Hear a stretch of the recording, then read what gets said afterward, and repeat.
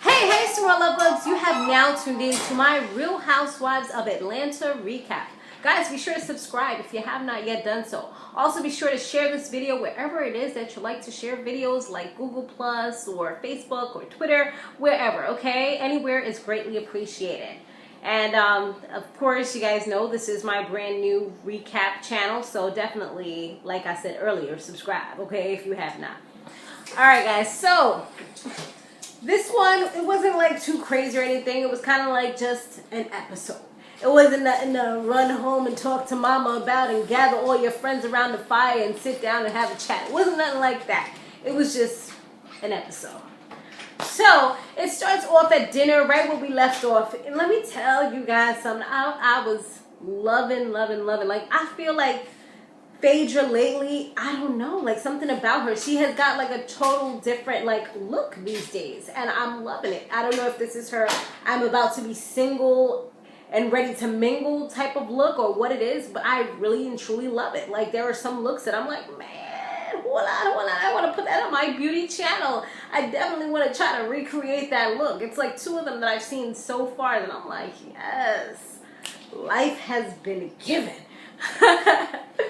Alright, so yes, we start off at dinner where, as we know, Nene, she was getting all hyped up and everything, and because of the way that she feels about how Cynthia kind of blindsided her when she came at her at the reunion talking about you were a bad friend, but it's like, well, hold up, wait a minute. You was just telling me you love me and we're besties and all this other stuff just the other day, so what's going on? So that kind of had her feeling a certain way, and she definitely voiced how she felt during this dinner. And she did want to let Cynthia know how it was that she felt. And she even shed tears at the table.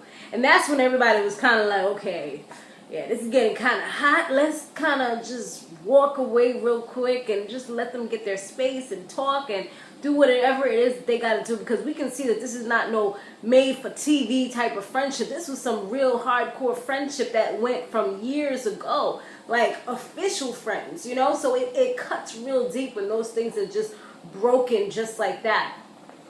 But Cynthia, she made me a little bit upset just for the simple fact that I felt like she lies and she kind of wanted to be this certain person, come out with this persona, and we already know Cynthia, who she is, and it just wasn't her, you know, this person that she was trying to portray.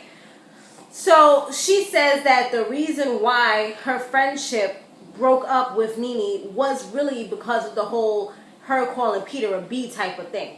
But then in the last episode, she had just said that it wasn't because of that the friendship had broken up. It was way deeper than that.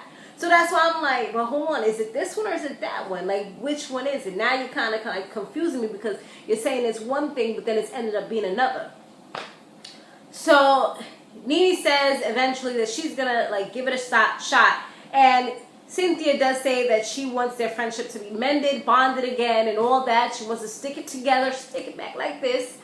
And she just wants it to be where it was before. And she does miss her. She wants them to be able to support each other as well. So I'm like, girl, just the other day you said that y'all was never going to be friends again. But then again, Nene did say that too. But they're willing to give it a shot and see where it goes. But Nene, in the back of her head, she just knows that it's not going to be the same type of friendship that it was before. She's going to kind of keep her distance.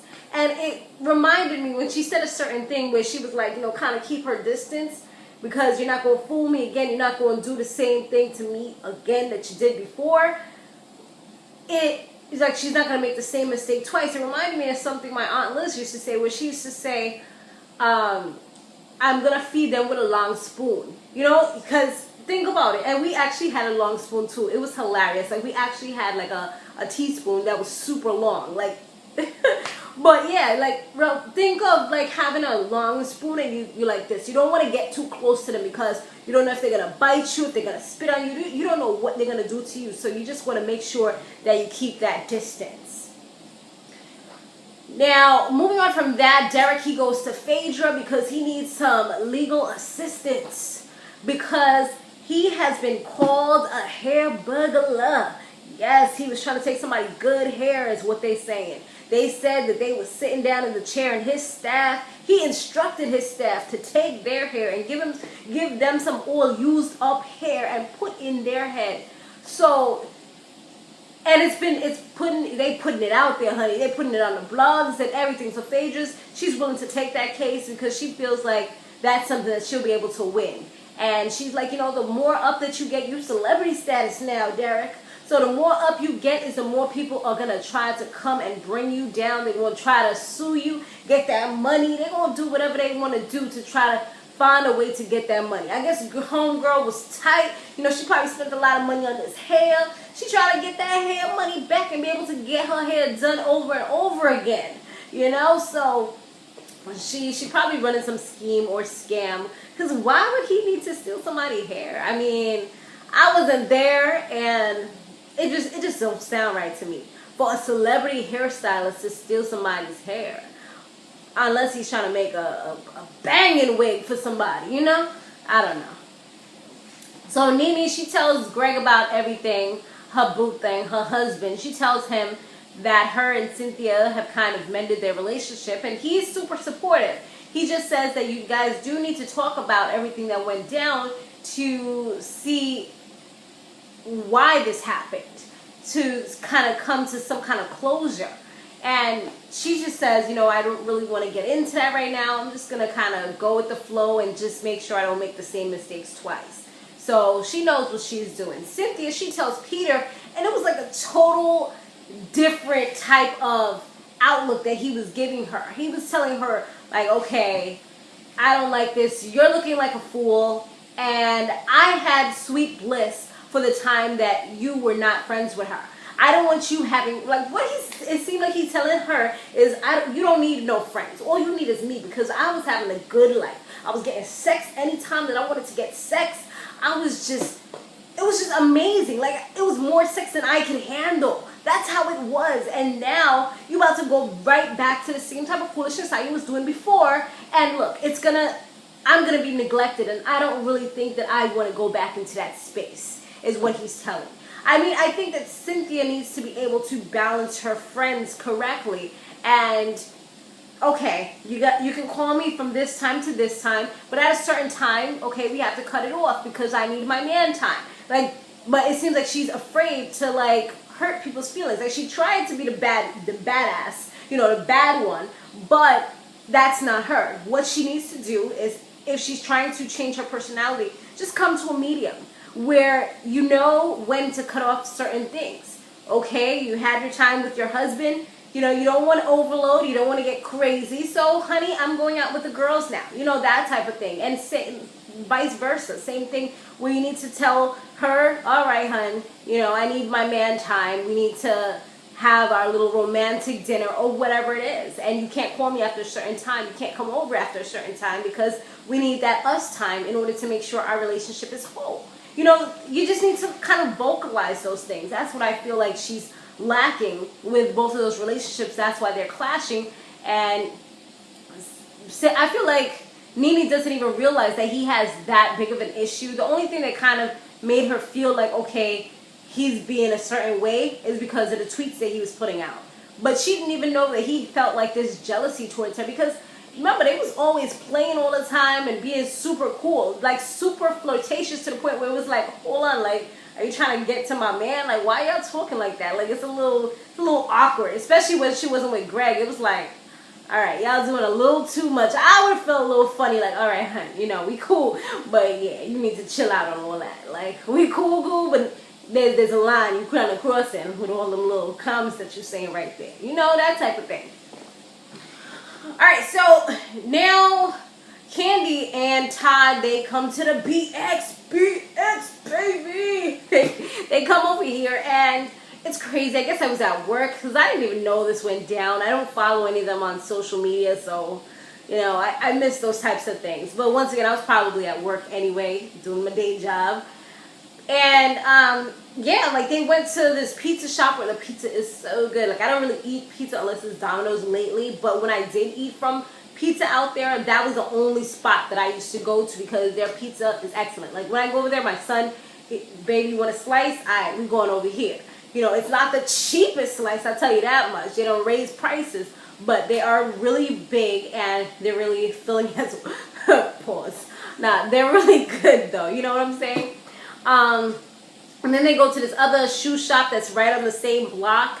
And it seemed like they pretty much shut it down because I didn't see no one else in the store. Usually that store is like, all right, there's always somebody in there. Like always people shopping or window shopping if they can't afford anything, that type of thing. But I didn't see anyone in there except for them two. So yeah, they shut it down. They both got their little Timberlands on. And I see some other familiar areas and train stations and things like that. Even when they were in Columbus Circle, I remember going to 106 and Park all the time back when in my teenage years and getting off at that stop all the time where BET is right over there.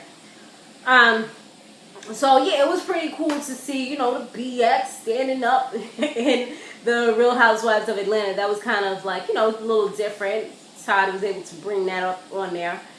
So Kandi and Todd, they have a double date with Cynthia and Peter, and it comes up the talk about how Todd's well, actually, Kandi's mother called Todd's mother and father a pimp and a prostitute, and it kind of gets them into a little bit of a heated situation, and he says that they need to stop sweeping things under the rug. But Kandi, you know how she is. Like, I feel like she kind of like tries to avoid things and just kind of, all right, let's move on to the next topic. Like, all right, this is old. We're not going to get anywhere. There's nothing. Like, she doesn't even try to fix things, you know? That's how I kind of feel with her. Now, Cynthia, she was going to be walking in New York Fashion Week. This designer / friend of hers, he asked her to model his line, but I felt like he was throwing jabs at her throughout while she was there. He was like, all right, let's show grandma how to walk. Like, he asked one of the other models because he said that she was walking too slow. He was like, all right, do you need a cane? Like, he was saying little things. He said her butt's too big. You know, in Atlanta, it's kind of small, but here in New York, it's like, okay, you know, they love them skinny little models there. So, you know, if for her, it was like, all right, you're a little curvy there. We're going to have to put something on you to kind of cover that junk up a little something, something. So, I mean, she just went from being called, like, fabulous at 40 or whatever she was called in Ebony magazine, and now it's like, okay, granny, you know, just kind of like dissing her, but in a nice way. Like, I don't be liking that. You know, a lot of people, they say little crazy stuff. They want to be coming, they throwing that shade and dirt in your direction, and they want to put a little LOL behind it. Nah, homie. Like, I seen what you just did. You just try to come at me, and I'm not stupid. I seen it. I caught it. I felt it in my eyes. You came at me. I swear, you know what I'm saying? It's funny how people will do certain things and pretend as though they don't know that they throwing a little dirt and shade in your direction. You know what you're doing. Don't pretend and act. Oh, what are you talking about? No, don't play dumb. So she actually does a really good job. You know, she was really worried and everything. She didn't even want to eat anything, but she showed up and showed out. She ripped the runway. That red dress was my favorite, really, because I felt like the black dress was kind of covering up her figure and stuff like that, but that red dress was like, yes, you know, yes, baby. One of those types of things. So Sharon, she meets with Todd and Kandi, and Sharon tells Kandi that it's too stuffy in Atlanta. And Candy's like, well, why is it too stuffy? She's like, because of your mama. Oh, that lady was too funny. Lord rest her soul, you know, R.I.P. for real, rest in peace. Yeah, she's a very entertaining woman, I tell you. Like, I don't know, it's a lot of older people, they tend to be like so funny without even trying sometimes. So she was saying that she would punch Kandi's mother in the face. You know, she was kind of extra turned up too because she was drinking them, I think she was drinking margaritas, you know, so, and she had already had one before they came, so, you know, she was feeling the happy juice and saying whatever, the truth elixir, saying whatever was on her mind. She was saying that she about to punch Kandi's mom in the face, and Kandi's like, I'm not going to let that happen. But, you know, and I felt like Kandi was initially starting off a little rude when she was talking back, because I'm like, you don't talk to your mom like that. Why would you talk to someone else's mom? But then, like, eventually it seemed like she kind of calmed down and realized, all right, this is an elderly woman. Let me, like, chill out and just let her talk and say whatever she wants to say. And I'm just going to shut up and make my little faces like, you know, she was making them faces. Like, you could read a whole lot with Kandi's facial expressions. She can not hide nothing for nothing. I tell you that one. So Todd's mother, she tells Kandi, Sharon, she tells Kandi, oh, tell your mama to expect something in the mail. And we all like, expect something in the mail? She about to be cutting up fingers and sending her fingers in the mail and stuff like that. You know, like the old school Italian gangsters, mobsters and stuff like that. You know, we gonna show them a message. Remind me of Power when they were sending the body parts. You know, that HBO 50 Cent show? It remind me of those types of things. Or Scarface or something, you know?